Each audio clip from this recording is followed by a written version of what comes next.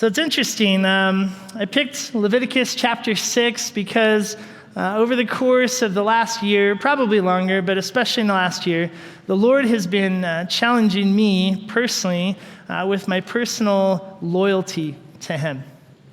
And I found that offensive at first. I didn't like that. And I also, it hurt my feelings when I felt like He said that to me. So I tried to go back and be like, maybe I didn't hear that right. But I did. And the Lord is challenging me that He doesn't just want me to do ministry or to serve Him or to worship Him or be a part of what's going on just in ways that I enjoy. But He wants to stretch me beyond that, and He wants me to be loyal to Him, not to what I want to do for Him. And so as we've been having this conversation back and forth, the Lord has also just given me a desire to do a little bit of study in church history.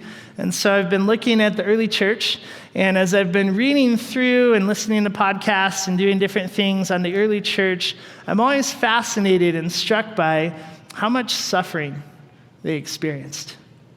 And for centuries, 3 centuries, they suffered, and they suffered, and they suffered. They met in alleyways, they met in catacombs, they met in people's houses, in the back of businesses, wherever they could just go and whisper out the name of Jesus or offer Him some kind of praise, they did that. And as they did that, the Lord gave them a deep unity, and He also taught them a lot about worship. And in that process, He made them extremely bold amidst colossal suffering. So in the middle of this, they relied on the Lord in an intimate way, and they were able to do ministry to a world that was very hostile to them, a world that did not appreciate Jesus, did not appreciate the claims that He made to be God. They didn't want them to gather together or meet together, that's for sure. And so in the middle of all of this happening, they had great success in spreading the gospel because they didn't kill the Romans, they loved them. And they pursued the Lord and what He wanted to do. And they moved in power because they used the Word of God not as a way or a weapon to end a conversation, but as a way to deepen it, to take them further. And so in the middle of this process, I'm reminded of the Apostle Paul saying that our faith should have a certain type of smell, a certain kind of aroma. We should have a fragrance that is being offered. Now, to some, they will deeply appreciate this, and they will long to be around you just because they can't get enough of that scent. There's something different about this person. There's something going on in their life. They're not like everyone else. For others, they'll catch a whiff of your faith or a hint of it, and they'll immediately become hostile. It's repulsive to them. It's pungent. They don't want to be around it. They don't want you around. They don't want to be reminded that they're broken. They don't want to be reminded that they don't know what's going to happen to them when they die, which inevitably we will. And so as I was reading through this, I came across a story from 250 AD. Now, prior to 250 AD, the Roman Empire had persecution of believers, but it tended to be localized. If you found yourself living under a good governor, you might be in a more lenient area or region, then it might go better for you. If you were under a harsh one or one that particularly hated Jesus, then it would be worse for you. But in 250 AD, a new emperor came to the Roman throne. His name was Decius. And so began a dark period in Roman history called the Decian persecution. Now, as the Decian persecution unfolded, it was the first empire-wide persecution of Christians. There was no safe place. There was no quarter. You couldn't go anywhere where you could escape being persecuted. If you threw your faith behind Jesus and you put your lot in with Him, you would suffer. It was non-negotiable. There's a story about a judge who was doing just this, carrying out the Decian persecution. His name was Sabinus. And as Sabinus was doing this, he was interrogating an older man. And this man was very intimidated. And as Sabinus pressed him, as he reminded him of the consequences of following Jesus and tried to erode and shake him to the place to where he would falter and he would give up his faith. He would just let him walk out of the room, just deny Jesus. This man began to stumble. You could tell his voice was quaking. He was afraid. He started to back off of some of the claims. He started to dodge some of the things that were happening. And as he was about to turn on his faith, turn on Jesus, what happened was, out of the corner of the room, 4 Roman soldiers rushed the table. Obviously, Sabinus was afraid, not really sure what was happening, and these Roman soldiers threw down their swords and declared their faith in Jesus as well. Because you see, they were believers in Jesus, and they couldn't stand the thought of a brother faltering. And so they came to his aid, and they declared their faith in Jesus, and they also sealed their fate as martyrs. There was an older man in the room named Theophilus who also got up and came over and boldly declared his faith in Jesus. And as they made this profession of faith, they strengthened this guy who was timid in his faith. And as I was listening to that and thinking about Leviticus 6, I realized I desire more and more to live that kind of life and ask hard questions along the way, where I could be loyal to Jesus. I can be singularly focused on him and not being afraid of death. And so here at Calvary, we have a vision. You'll see it everywhere. It's win, disciple, and send. And it's not just a catchy slogan. It's something that we very much hope people will fall in love with Jesus, that they will choose to grow in him and choose to go out and scatter wherever he would take them. We want our lives to be oriented around Jesus. So as we read Leviticus, what's interesting is it largely deals with worship. Largely deals actually with God's presence among us and the way that God wants to interact with us and the way that he would like us to interact with him. And so as this is all being laid out, I want you to pick up with me in Leviticus chapter 6, verse 8. And this is the law of the burnt offering. So then the Lord spoke to Moses, saying, command Aaron and his sons, saying, this is the law of the burnt offering. The burnt offering shall be upon the hearth, upon the altar, all night, until morning. And the fire of the altar shall be kept burning on it. And the priest shall put on his linen garment and his linen trousers, and he shall put on his body and take up the ashes of the burnt offering, which the fire has consumed on the altar. He shall put them beside the altar, and then he shall take off his garments and put on other garments and carry the ashes outside the camp to a clean place. And the fire on the altar shall be kept burning on it. It shall not be put out. And the priest shall burn the wood on it every morning and lay the burnt offering in order on it. And he shall burn on it the fat of the peace offering. A fire shall always be burning on the altar. It shall never go out. You see, as they worship the Lord, there's this continual process where somebody has to man the fire. We have to be engaged in the worship and what God is doing with him being in the room. Just as we are this morning, we're worshiping the Lord. God is in the room right now. It's not a mistake that he brought you in here. And so as they're engaged in this process that goes all throughout the night and then into the morning, what ends up happening is they would cut up the sacrifice, and when the fire would wane, they would throw fresh sacrifice onto the fire. It would keep the process going. It would keep it burning. And so they would offer sacrifices one at a time until they were emptied of themselves. And then they would take out the ashes, they would bring more, and they would begin the process again. And a lot of that looks like our lives with the Lord, where we have to continually be engaged in what he's doing. We have to continually be a part of the process where God will stretch us. He will ask for different things from us at different points in our life for us to keep the fire going, for us to keep it fresh, vibrant, for us to be around what the Lord is wanting to do, for that fragrance and that aroma to continue. You'll notice in verse 10 that it says that he needs to put on his clothes, the priest, And then he would take the ashes of the burnt offering, which the fire consumed on the altar, and put them down next to the altar. That's interesting. Most of us, we would see ashes as trash. We would dump it or toss it, get rid of it somehow, just to remove it from the area, because you see, if there are ashes on the altar, the fire's not going to burn very well. Right? So you need to clear the ashes off, make space for a fresh fire. And as they're doing that, what's interesting is they treat the ashes, the memory of their worship to God, as holy. You see, their ashes are not important because they're ashes. They're important because of where they are. They were offered to the Lord in worship.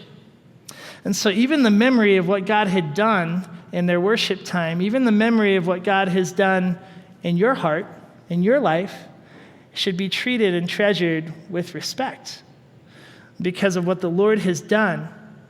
It was to be deposited into a clean place where there wasn't any garbage, no animal carcasses, nothing that would defile the ashes.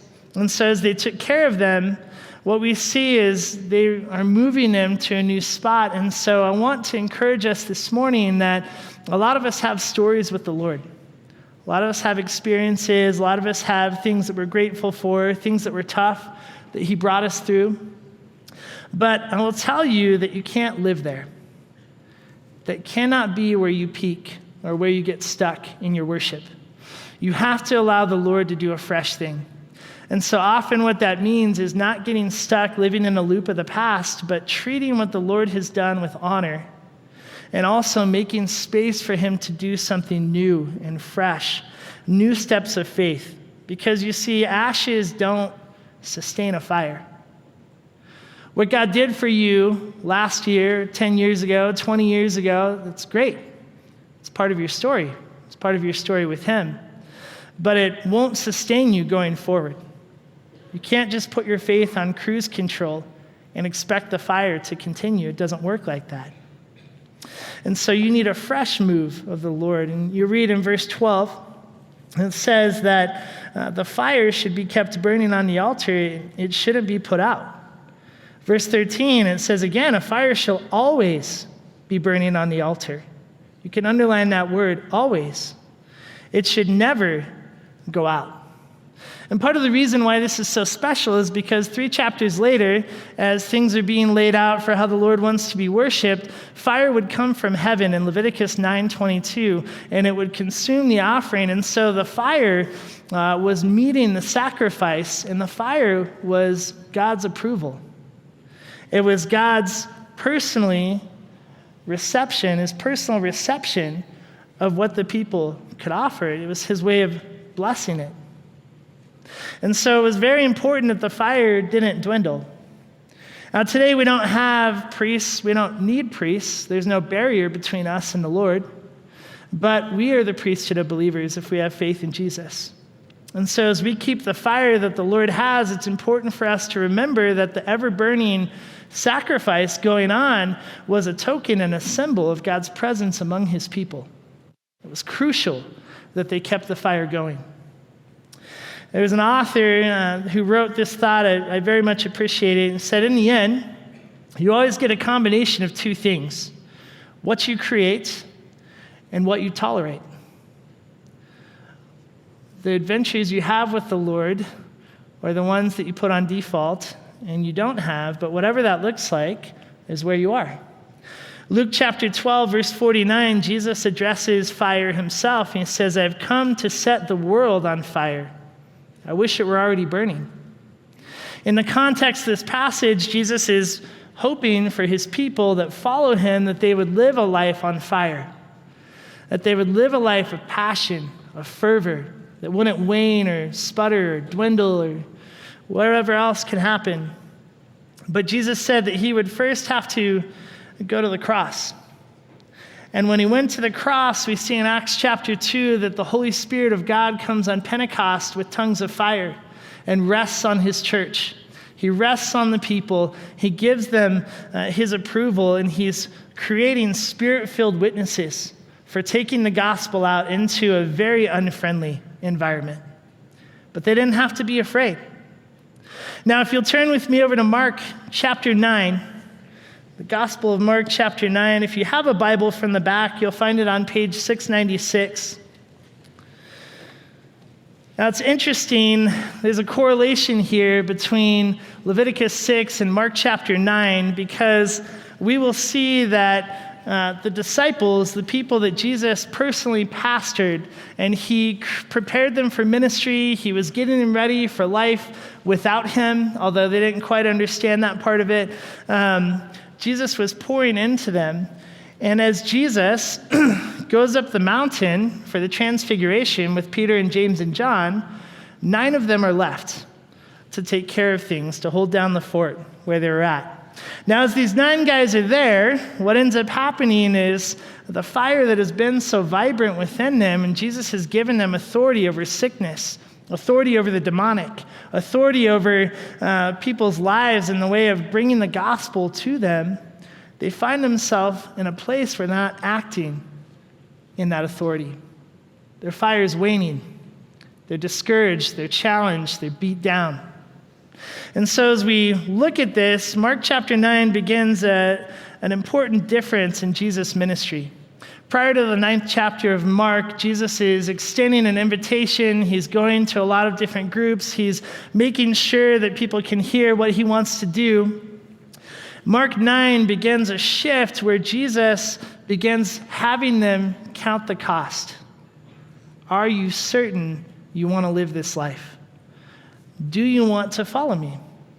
It's not really what you think it's going to be. The rewarding part is accurate, but the suffering part, in being joined to Christ in his sufferings, that's the part that causes people to waver and waffle. And so as we begin this process, let's pick up in verse 14 of the 9th chapter of Mark. And it's talking of Jesus here, and it says, "And when he came to the disciples, he saw a great multitude around them, and scribes disputing with them. Immediately when they saw him, all the people were greatly amazed, and running to him, greeted him. And he asked the scribes, 'What are you discussing with them?' Then one of the crowd answered and said, 'Teacher, I brought you my son, who has a mute spirit. And wherever it seizes him, it throws him down. He foams at the mouth, gnashes his teeth, and becomes rigid. And so I spoke to your disciples that they should cast it out, but they could not.'" So we'll pause here. If you're taking notes before we continue, I want to have you consider this thought. We cannot rely on other people's fires to warm our spiritual lives. You see, what this man was seeking was the ministry of Jesus. What he found were people who could not offer what he was seeking, and there was a possibility or a temptation here to waffle altogether. He had some level of faith. That's why he's there. He'd heard stories. He knew Jesus was powerful. Jesus could do something. So there was a measure of faith that this man had, but in watching how it played out, it struggled. He had a hard time with this. And so if he too closely relied on somebody else to keep his fire, he would have a problem. It's not other people's jobs to keep your spiritual fire. You're not grandfathered in to a relationship with Jesus. God has no grandchildren. He only has children. You have to have a relationship with him personally. William Barclay, the Scottish theologian, wrote, "It is fatally easy to think of Christianity as something to be discussed and not as something to be experienced." Sometimes it's easy to throw our faith on autopilot. I've heard this story before. I've experienced this. Whatever it might be. But we have to remember, as many times as we've been in a situation, it's still unique to that person. We still have a duty to seek the Lord for that person and to offer them what he would give us. So we find ourselves in 14. Jesus has just done the transfiguration. So for those of you who are not familiar, Jesus took his closest disciples, Peter, James, and John, up on top of the mountain and revealed himself in his true form, in his glory to them. Now, as they watched this, they saw Jesus beyond his physical body. They saw who he is. Moses and Elijah were there. It It's a powerful retreat, a powerful mountaintop experience. And as they're up there having this experience, Peter says, you know what? We should just stay here. Like, we should never go back down. There's no reason to leave the mountaintop. And Jesus is like, Peter, you're out of your mind. Like, we have to go back and do ministry. We didn't come here to hide out. We came here to reach the lost. So Peter comes down, they come down the mountain, and as they begin to approach what's going on, Jesus finds the 9 arguing, having a fight with the scribes, who, it's going to be a fruitless argument anyway, because these people are so religious, they carry the name of God, and they don't even know his heart. And so they're arguing about form, technique, they're arguing about stuff that doesn't matter, they're trying to implode the ministry of Jesus through these men. And as this is happening, isn't it just like the enemy to sow chaos? He sees an opportunity. He sees these guys and where they're at, whatever state their fire's in, and he says, okay, move in. And so the scribes move in. There's a lot of chaos going on. They're seeking to exploit a man who's bringing a suffering child to Jesus. If they really had the heart of God, they would have been ministering to this family. They could care less about what's going on. They're trying to make a point here and publicly embarrass their enemies. They're like sharks and smell blood in the water. And they begin to circle what the Lord is doing.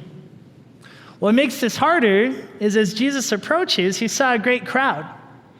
This wasn't just a private altercation, it's public.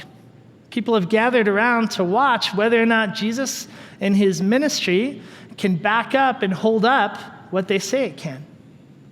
So as this is playing out and happening, the scribes are questioning probably about the master, the teaching, miracles, their mission. They're insulting them, making fun of them because they failed.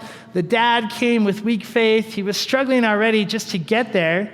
Now it's more damaged because these guys aren't able to perform in a certain way. But thankfully, Jesus came down the mountain, and so he's going to interact with Jesus and have a conversation with him. But what's unique about this case, if you pay attention to the wording, is that this little boy who had a demonic spirit inside of him, terrorizing him, had a spirit that made him 2 things.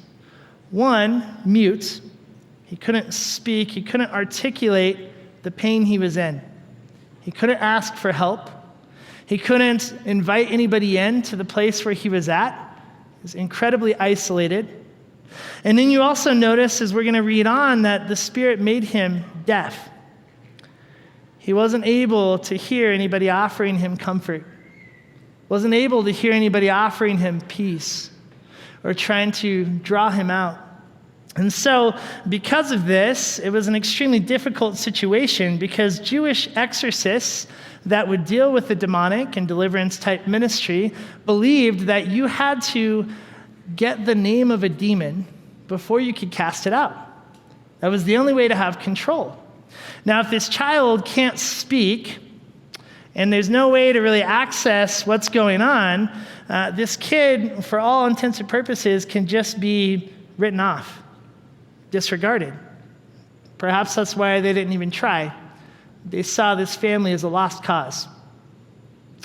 And so the religious spirit that they had was more focused on being right and embarrassing those they disagreed with than reaching the people that the Lord cared about.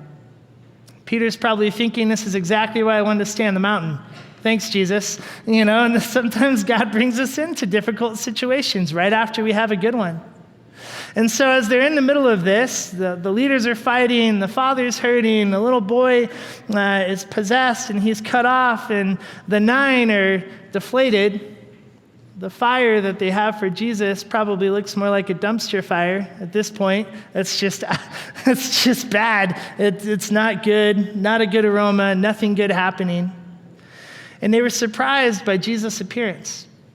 And so they ran to greet him. For the disciples, they were probably relieved, even though they'd have to somehow explain what happened, and they were probably embarrassed. For the religious leaders, they were shocked because they picked this moment to embarrass them when Jesus was out, and here he comes. For the father, he probably didn't know what to think, except he'd been let down. He sought out the ministry of the Lord, and wasn't able to find what he was looking for. And so what you find is Jesus walks into everybody more or less in a state of crisis. And as Jesus comes into the story, he begins to ask the scribes, what are you guys talking about? Not that he didn't know, but just making a point that these guys are standing around chatting. They're selfish, they're calloused, and they're calculated and cunning in how they're doing their work. But God would operate differently as a tender and caring shepherd. And so he says in verse 17, Teacher, I brought you my son. In Luke chapter 9, which is a parallel passage to this, which records it through a different eyewitness, what the father says is that it's his only son, which would complicate matters even more for him because in this culture, everything, family name, wealth, anything that you had passed through the son. That was essentially gone. Those dreams, those hopes are gone, but he's still alive, but he's basically just not able to interact with them at any point in time because he's in so much bondage. And so, as they're here, the father is saying that the mute spirit is in his son, that he was not able to communicate the depth of pain he was in or why he was in it. It was inarticulate. As he's suffering and he's there, it's very cruel to watch the enemy having stripped this kid of his voice. Now, sometimes as we're engaged in spiritual warfare, as we're going through seasons that are difficult for us, we feel like the enemy robs us of even being able to express where we're at, what's going on. It feels like he strips us of our dignity and he strips us of our voice. And that's where the family is.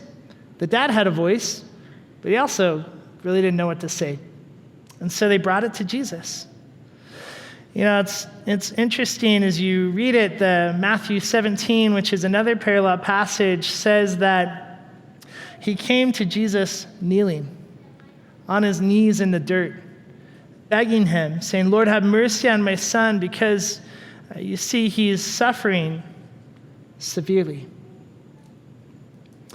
Verse 18, he recounts, if you'll read with me, it says, wherever it seizes him, it throws him down, he foams at the mouth, gnashes his teeth, and becomes rigid. So I spoke to your disciples that they should cast it out, but they could not. What's interesting is you're watching this, the spirit wants to destroy him, but instead of just getting to it and finishing him, he's relishing torturing him. From time to time, we run into people here who are demonized, who have a demonic type spirit inside of them. And what's always crushing is how the enemy seeks to play with them like a cat and mouse before he finishes them off. And so in the middle of this, the kid's literally trapped in his own body as a hostage. His dad recounts, here's the problem. It seizes him wherever. It might be in public. It might be at home. Maybe it's at synagogue. We can't control it. There's no controlling this and what's happening. It takes him, in the original language, literally it grabs him. It takes control of him. He loses his motor functions. It throws him. He starts convulsing. He starts foaming at the mouth like he's rabid. He is seized. It tears him like he's hemorrhaging. He gnashes his teeth because even though he can't talk, he's in excessive pain. It's cruel. It's disgusting to watch him suffer like this. And so the dad says, I brought them here to your guys, and they couldn't help me. Mark 6, they've been given that authority 3 chapters before, and they exercised it. But this was different. This was unique. There's something wrong here. And so as they're here, you can read the constant wounding of this dad as he's reliving that this has been going on. He aches for his son. He's helpless to his bondage. He's in a downward spiral. What can he do? And the source of his struggling faith is his hurting child. That's what's getting at his heart. That's what's causing his fire to wane the most.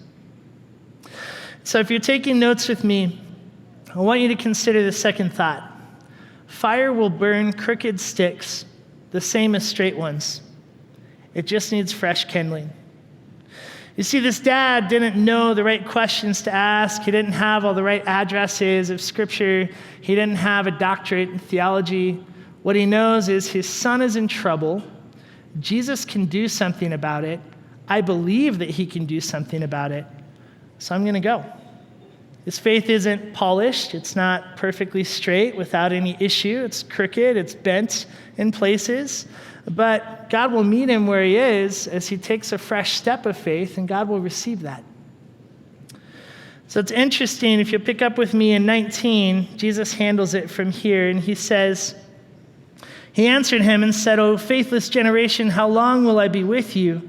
How long will I bear with you? Bring him to me." Then they brought him to him, and when they saw him, immediately the spirit convulsed.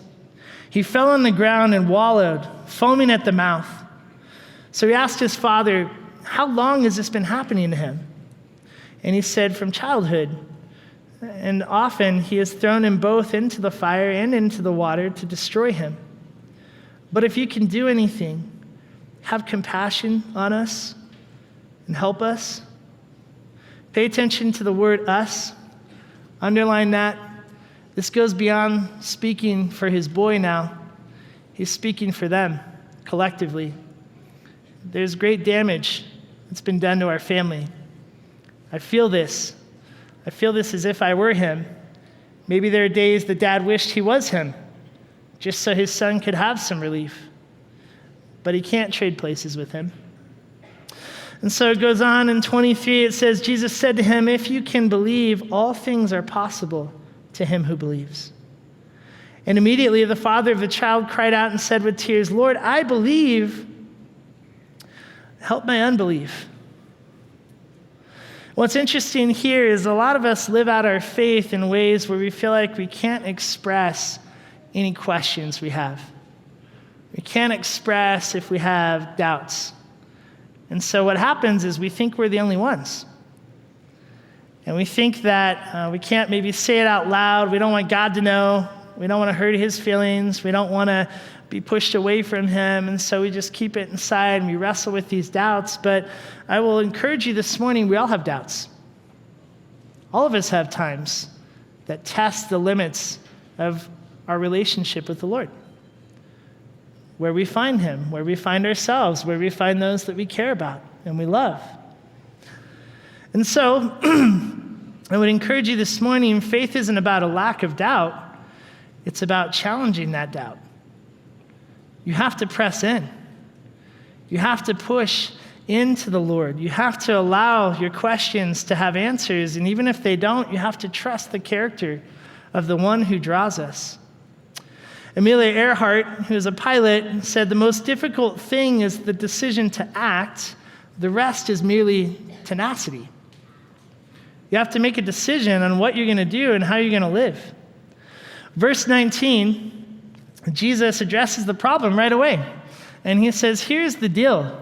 For my people, my disciples who know better, for the dad who's not really quite sure where he is, but he has some faith, and for the religious leaders who are here acting as men of faith, but clearly don't have any," he says, "You're faithless." Jesus diagnoses the problem right away. All of them were running a deficit in faith. All of them were in a place where they were in the wrong place. But Jesus has compassion and he says, "You know what? Bring him to me." And so Jesus gives this command, and the demon knows his time is coming to an end for torture. And he starts making use of his ticking clock, and he starts going after this kid and making a spectacle, maybe causing intimidation or fear for those who are around. It's interesting, when Jesus says that they're faithless, he never addresses that he's irritated at the low condition he's in, with leaving heaven, with putting up with disease, poverty, people being cruel to each other, people not recognizing what's important in life. Jesus doesn't address that. What Jesus is annoyed by is how long he should be with those that are faithless, those that refuse to even try, those that refuse to trust him. He's bothered by their unbelieving hearts. Not for those who try, but for those who don't. Jesus was just up on the mountain with the transfiguration, interacting with heaven. He comes down the mountain to find a demon. He interacts with this and defies hell. The dominion and the reign and rule of Jesus Christ doesn't have an end. He will go anywhere in the human condition to draw people to him and to bring them out, and he will go with power. And so as he does this, maybe you're in a place this morning where you feel like you are locked in to discouragement, to despair.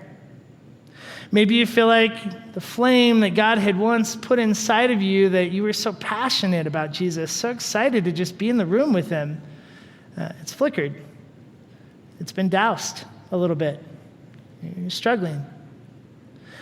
And as we're in this place, I want to encourage you with John chapter 6, verses 36 through 38. It says, Jesus speaking, "But I said to you that you have seen me, and yet do not believe.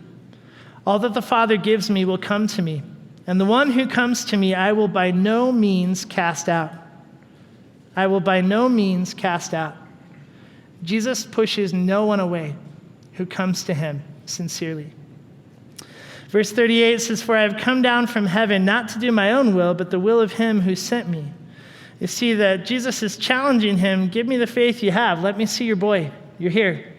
The crooked stick will burn. It's okay. And we learn from the word that the demon sought to take his very life. But before it did so, it wanted to terrorize him. But also the demon had not been successful in taking his life yet. So the demon would pull him up and throw him into the fire. He's probably scarred, disfigured.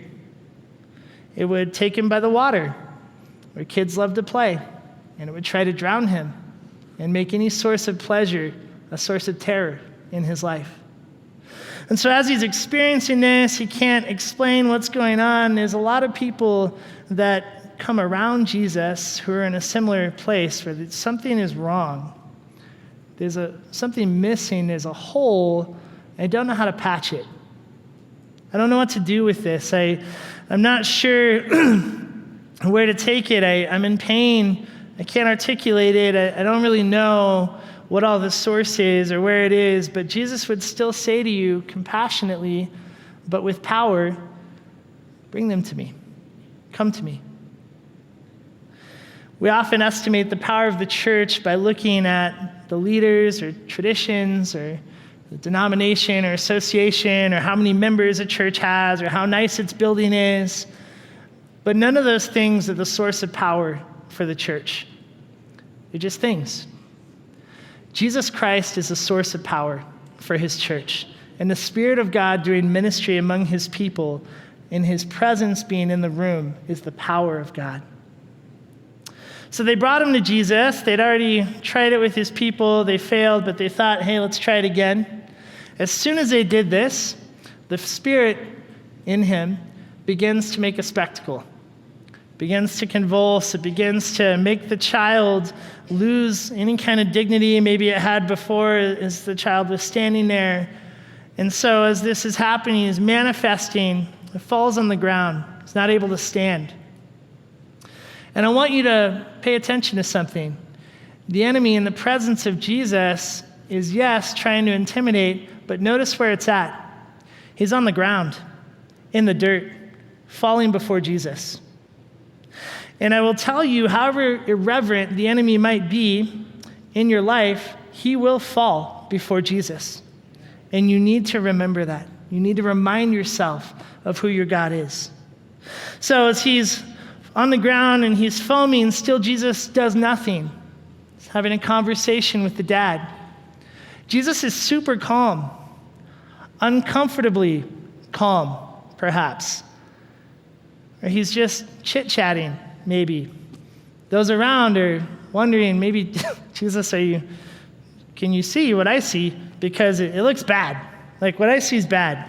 And Jesus is just engaging the Father. He's stoking his faith stoking the fire, building the expectation for this dad. Maybe he's also allowing just the depth and the breadth of the problem to be exposed so that when he conquers it, everybody will give glory to a God who doesn't bow to anything. He is matchless and unrivaled. He's powerful. So as Jesus does this, he's not impressed. He's talking with the dad. He asks how long this has been going. The dad describes a lost childhood, lost dreams. He's clearly discouraged. The dad probably can't take his eyes off his son because he cares for him deeply. It matters to him what's going on, which is why it's interesting that it doesn't say, but the dad's the only one mentioned who still has faith, or maybe has faith at all, to bring his son to Jesus. So as he's there, in 22, he asks Jesus if he could do anything. Have compassion on us. I know he's a mess, Jesus, but if you have mercy, he's expressing a fragile faith that was weak at first and has been more damaged by his people. Maybe feels like the discouragement is the ground opening up and swallowing him and his son in this moment. And as he's there, he recounts just the terror of the fire and the water. And he asks him to have compassion on him. And it's possible that you're in a place this morning where you feel forgotten. And I will tell you that you don't need to beg Jesus to care. You don't need to beg God to be good. You don't need to hope against hope that he's powerful or he has the ability to take care of your situation, because he does. He's very calm. He has it under control. He knows what he's doing. So he didn't know that Jesus actually loved his son much more than he loved his son. Jesus was much more invested from the moment he left heaven and he's about to go to the cross and give up his life for each person, including his son. He deeply loves his son. Jesus isn't neutral. He's not calloused. He's not ambivalent towards the situation that the son is in. And he identifies with the Father just like this Father is identifying with his son, using the terminology us. But God can handle this. And so maybe this morning as I'm talking, you have somebody on your mind that you can picture. Maybe it's you. Maybe it's a spouse or a child or a friend or something that you are trying to breathe out some kind of a believing prayer. You hope the Lord can handle what's going on, that he can save you. And I'll tell you, if you can breathe that out, God can work in the situation. He responds to faith, even crooked faith. And so as that's happening, and you're throwing that out, you might be wondering, Pastor, you don't understand what I'm going through. And you're right, I don't. I'm not you. I'm not in your situation. I have my own situations. I've had to trust the Lord. And you might say, it's kind of ridiculous. What are you saying? I'm just supposed to throw myself on Jesus? And I'll say, yeah, you are. Because where else can you go? There's nowhere else to go. You have to throw yourself on Jesus, and I promise he'll be good. And so he corrects the Father in this moment, and he even in verse 23 says, if. The Father used if you could have compassion on us, as a word of doubt. Jesus uses it as a word of faith. If you can believe, all things are possible to him who believes. You see, Pastor Ed tells us a lot that the job of a leader is to define reality for people. Often people come in and they say, well, this is my problem, and you can clearly see that's not your problem. It is a problem, but it's a symptom. It's not a source. And so people will come to a pastor, they'll come to a believer, and they'll say, hey, just make it go away. Just fix it. And what happens is, a lot of times what they want to do is they just want the pain, they want some kind of comfort, some measure of peace so they can go on like they were. And when you encounter Jesus, he doesn't leave you like you were. If your only source of fire are ashes that the Lord has done in your life years and years ago, you're looking at it wrong. Your perspective is off. You see, this dad thought that the problem was God. God was not the problem. People were the problem. People were weak, not God. God's not weak. And he says, if you can believe, in verse 23, all things are possible to him who believes. And so Jesus emboldens this dad's faith, essentially challenging him, do you dare trust me? Do you dare to trust me with this? And the dad responds, I believe, help my unbelief. And as he's confessing this and acknowledging his weakness, God is giving birth to something inside of him. He says it with tears. What Jesus is asking him to believe for is hard. It's huge. It's something that, frankly, has not been done in their family. And so, because that's the case, the son's never lived in a place where he was healthy or good, it challenges and stretches his faith. It puts him in a wrestling match and a struggle with the Lord and what he was calling him to do. There's a lot going on for this dad. He's probably carrying a ton of loneliness. He's trying to carry this burden, figure out what's what, but he invites Jesus to fill in the defects in his faith, the cracks, the fissures that have opened up. And two remarkable things are happening here. One, he's honestly owning the presence of his doubt to God, not to somebody else, not in secret, not in his own heart. He's talking to the Lord about his doubt. The second remarkable thing here is that he trusted that if he did that and he could ask God and admit that he doubted, but admit that he would follow him nonetheless, what would happen was God would battle for him. And so what you witness is that a sputtering faith has just been ignited. All of a sudden, there's some trust here for God's ability to handle something potentially. He's not all there, but he's willing to go there. And the third thought, if you guys are taking notes, is that fire must be tended and not taken for granted. You can't walk away from a fire and expect it to be vibrant. You can't leave it and expect to be warm. You can't walk away from fire and expect to have light. You have to be near the fire. You have to tend it. The Puritan John Owen wrote, if the word does not dwell with power in us, it will not pass with power from us. We have to raise our expectations of who God is, of what he's capable of. And then we have to take him at his word when he says he's someone. And we need proper perspective for this. And as believers, it's easy to lose perspective. You know, in the 13th century, there was a man named Kublai Khan. Kublai Khan was a grandson of Genghis Khan, who had conquered much of Asia, portions of Europe and the Middle East. And so as the empire was expanding, it was at its height. Kublai Khan meets someone named Marco Polo and is intrigued by the claims of Christ. That's interesting. You worship this guy. I want to know more. So he writes to the church in Europe and he asks them, please send someone who can explain all this to me.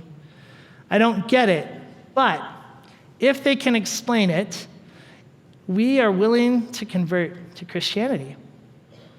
It's a pretty bold claim. So Marco Polo goes back.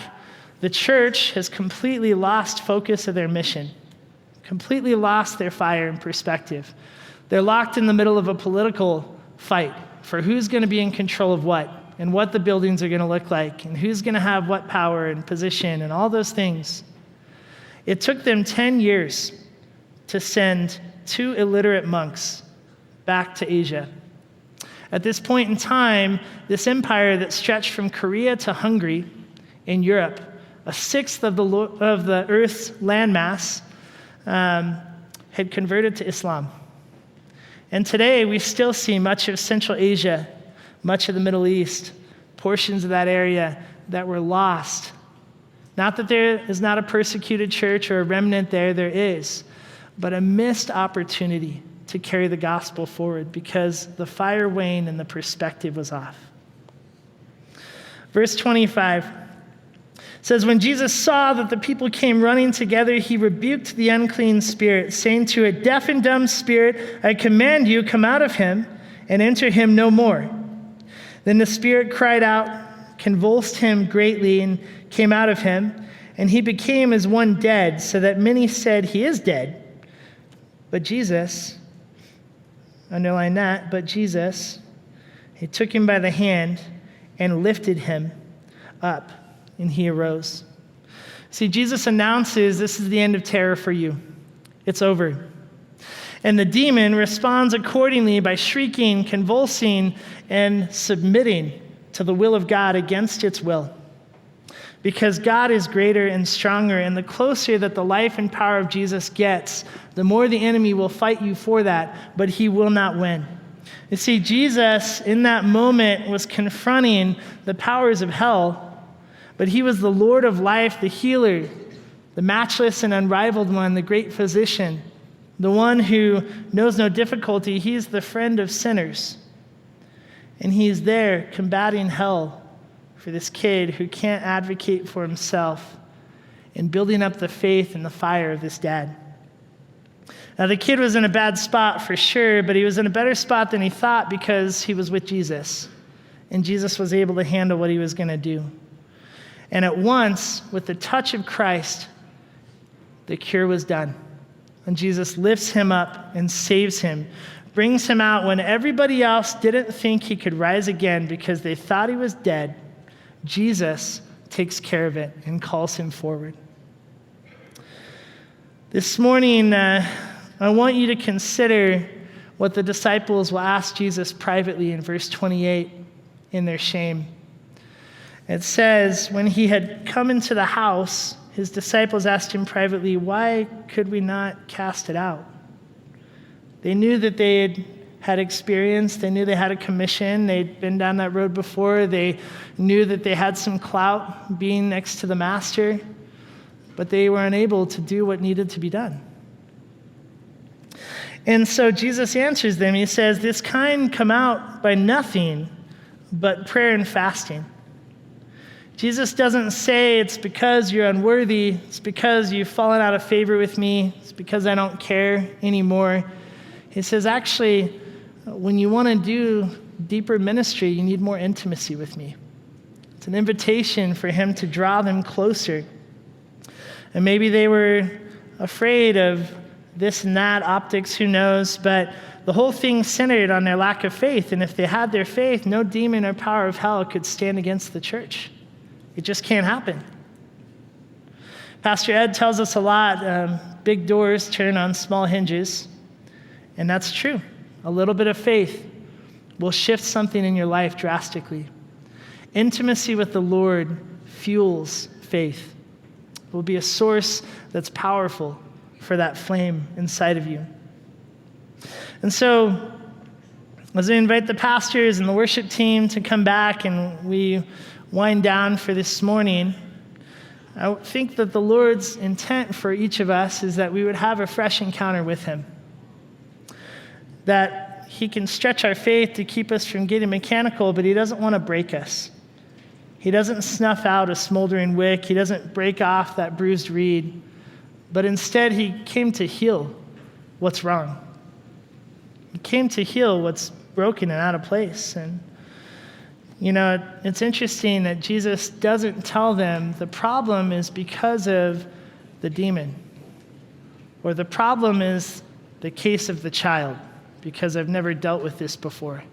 He doesn't say the problem is because of the devil. You see, the enemy makes himself big in our life, but that's not the issue. The issue is whether or not we can trust God to take us beyond what we see and what we believe and what we know. And you can. You know, it's super important as a church that we don't market or peddle Jesus to people. We try to get people to sign up, or we play a numbers game or whatever it might be. That's not the point. We don't market Jesus to people. We introduce people to him. And maybe you don't know him this morning, and you need a touch like that. And even if you have a little bit of belief that Jesus can do that for you, I want to invite you to accept him. I want to invite you to consider laying down your life, as broken as it may be, and resting in full dependence upon the strength and power of heaven, upon Jesus Christ. Hebrews chapter 12, verses 1 and 2 says, "Therefore, since we also have such a great cloud of witnesses surrounding us, let's rid ourselves of every obstacle and a sin which so easily entangles us. Let's run with endurance the race that's set before us, looking only at Jesus, the originator and perfecter of the faith, who for the joy set before him endured the cross, despising the shame." Jesus would face a ton of shame. He hated it. He hated what it did to him, what it does to people. But now he is set down at the right hand of the throne of God.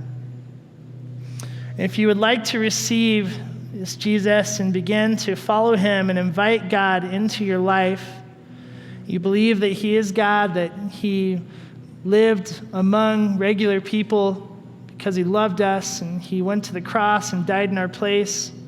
Not that we could ask him to do it, but he did it anyway. We were still his enemies. And you believe that he rose from the dead and he stands powerful not just over the kingdom of darkness, but over death itself. Then here's what I would ask you to believe. Romans 10, 9 through 11 says, "If you openly declare that Jesus is the Lord and believe in your heart that God raised him from the dead, you will be saved." You will be saved. You will be saved. It continues, "For it is by believing in your heart that you are made right with God, and it is by openly declaring your faith that you are saved. As the scripture tells us, anyone who trusts in him will never be put to shame." Never be put to shame. There's no shame in Jesus. There's only freedom. If you need him this morning, the pastors will be at the front. I invite you to come forward and to receive him. Thank you.